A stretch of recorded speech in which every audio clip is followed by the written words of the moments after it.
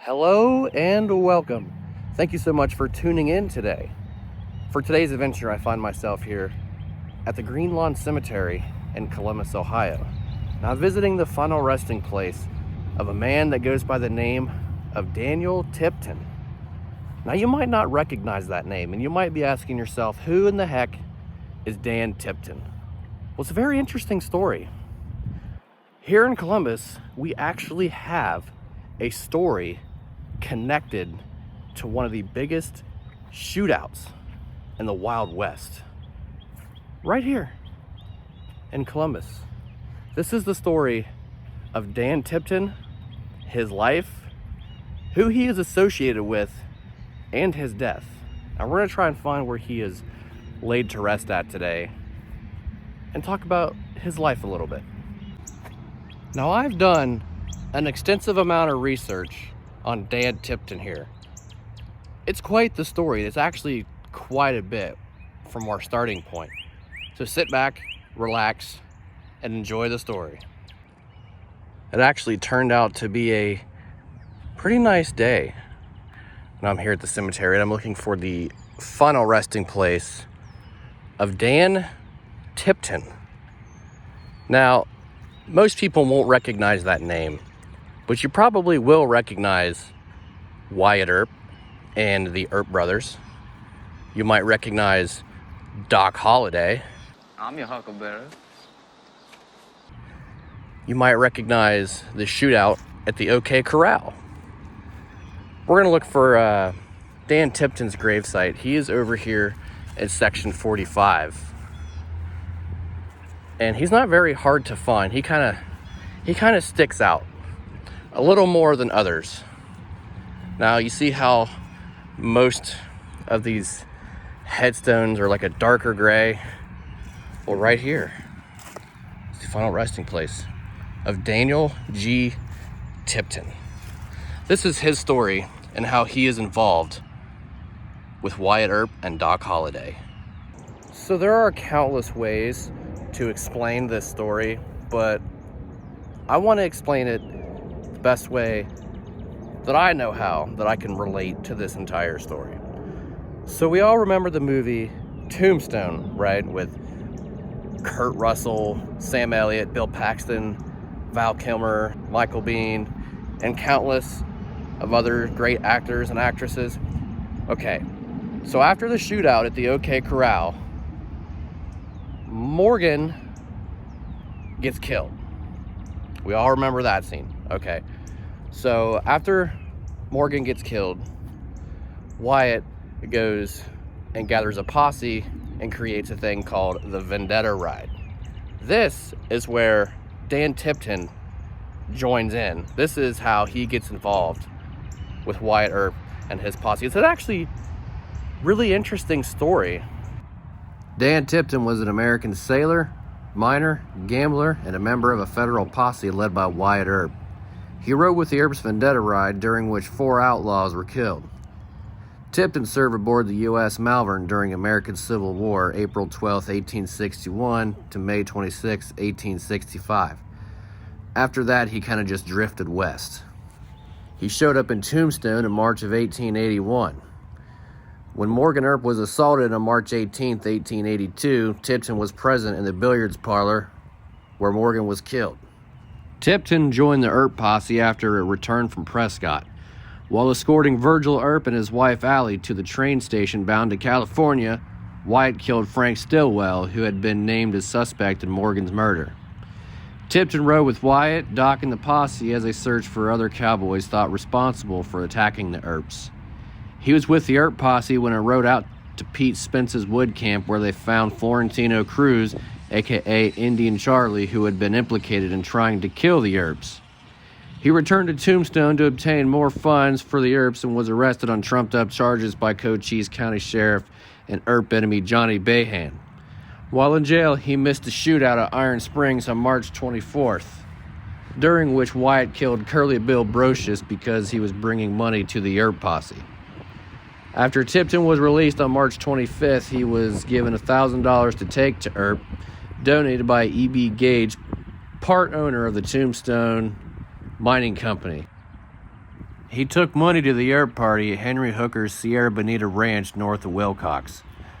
The posse members looked for more members of the outlaw Cowboys for a few more days before leaving Arizona. On April 15th, to avoid arrest warrants, Tipton remained with the group through New Mexico and into Colorado, where most of the posse stayed to avoid arrest warrants from Cochise County. In March of 1882, Wyatt Earp and his posse had arrived at Henry Hooker's Sierra Bonita Ranch. Earp and his men had traveled to Graham County seeking shelter and a safe haven for their horses before resuming their Vendetta ride. Here at the ranch, they waited for news and funds to be delivered from their friends in Tombstone.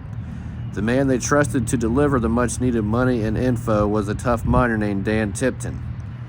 His shadowy role and reputation led to the epitaph, which speculate widely regarding his character and his ultimate fate. I actually have been doing quite a bit of research on Dan Tipton. There's not much history on him outside of, the Wyatt Earp posse and the Vendetta ride. There's not a lot of history about this guy. However, I did find an interesting website where it explains a little bit about his backstory, thanks to some researchers. This is what I found. Being that there isn't a lot of history to go off of for Tipton, 2 researchers, Peter Brand and Gene Smith, did some digging and found a little backstory on Tipton. Dan Tipton is arguably the least known of the Earp Vendetta ride. He had no known surviving families, so finding family history was quite difficult for the 2 researchers. But their perseverance was rewarded in 2000 when Peter was able to locate the only known photos of Tipton. They were published for the first time in an article written for the National Outlaw Lawmen Association titled Dan G. Tipton and the Earp Vendetta Ride. Dan claimed to have been born in New York in 1844. He also stated that he served as a Union seaman aboard the USS Malvern towards the end of the Civil War. The 1890 Veterans Census of El Paso states that he enlisted on July 15, 1864, and was discharged April 15, 1865. During 1865 to 1881, details of his life are hard to come by. Like a lot of people, they headed west seeking a new life, and Tipton eventually found himself in the middle of a Cochise County war in Arizona, allied with Wyatt Earp and his brothers. During his Tombstone days, Tipton was a friend and associate of the town's Law and Order faction, in which included the Earps, Robert Hatch, and George Parsons. Later, he relocated to El Paso after the events with the Earps. Tipton was arrested in June of 1897, charged with smuggling and with conspiracy to issue certificates to Chinese laborers in violation of the Chinese Exclusion Acts. He was arrested as he crossed back into the U.S. at El Paso border. He was held in prison due to inability to post bail in October of 1897. Tipton was found guilty and sentenced to 1 year and 8 months in the Ohio Penitentiary, which he entered at the end of that month. Not too hale-looking in his prison mugshots described at the time of his admission as having intemperate habits. Tipton died of Bright's disease 4 months later on February 25, 1898. He had listed no family upon his entrance to the prison and was buried in an unmarked grave in Columbus. Gene Smith and Peter Brand found Tipton had served aboard the USS Malvern, a former Confederate blockade runner captured and refitted for the Union. Ontario researcher Mark Dworkin located Tipton's unmarked grave, and with a conversation with journal editor Roy Young, they led an effort to get the Veterans Administration to supply a grave marker. The marker was then later supplied in late 2005. Gene Smith, her husband and researcher Chuck Smith, and Mark Dworkin, speaking for Peter Brand because he couldn't make it, addressed a group of historical preservationists at the Columbus Green Lawn Cemetery about his life. There was no evidence that he was ever at the OK Corral during the gunfight, but he was heavily involved afterwards. It is possible that Tipton wasn't his last name due to not having any family history. Okay, so there have been numerous movies, books, TV shows based off the event, the shootout at the OK Corral. Now, don't get me wrong, I've only watched Tombstone, arguably one of the greatest westerns of all time. It's got a powerhouse cast, great acting. Val Kilmer did a fantastic job as Doc Holliday. I'm your Huckleberry. I'm your Huckleberry. The entire movie, just from start to end, amazing movie. And I'm gonna get around at some point and watch some of the other movies based off the event of the OK Corral. But personally, I may just leave it at Tombstone.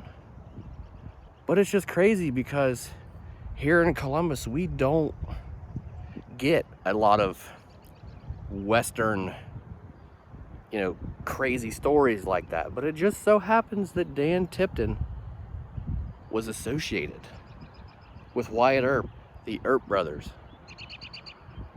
Doc Holliday, that entire thing. I love old Western stories. And as soon as I found out the story of Dan Tipton here, I'm like, man, we have got to get his story out there. It's amazing. Plus, being here in Ohio, now it's crazy because this cemetery is one of the oldest here in Columbus. There's tons of headstones that date back to the 1800s. There are some notable people here, and Dan Tipton is definitely one of them. And there's also been a few movies filmed here. Green Lawn, here in Columbus. How cool is that? Also, Dan Tipton really didn't come into play as much until Wyatt Earp got to Henry Hooker's Sierra Bonita Ranch. If you remember in that movie, that's where they had Doc Holliday, and he was telling Wyatt Earp that he was sick and all that, and then they wanted Wyatt Earp to go up the hill and face you-know-who. Well, during that time when they were at Henry Hooker's Sierra Bonita Ranch, that's when Dan Tipton really came into play. Dan Tipton was going back and forth between cities. He was bringing the Earp Posse money and information on where some of the outlaws were. Wyatt Earp trusted Dan Tipton with information. to come back and forth to the ranch so he could continue his Vendetta ride, bringing them money, weapons, all kinds of stuff. I believe it was Tipton and one other guy. I don't know the name of the other guy, but Dan Tipton is largely involved during that specific time. All right, I think that's gonna do it for the story of Dan Tipton, laid to rest here in Columbus, Ohio at the Green Lawn Cemetery. Now, I hope that you guys enjoyed this video. I hope that you may have learned something new. I know I for sure did. But feel free to like, feel free to subscribe, and I'll see you down the road on the next one. Thank you for watching.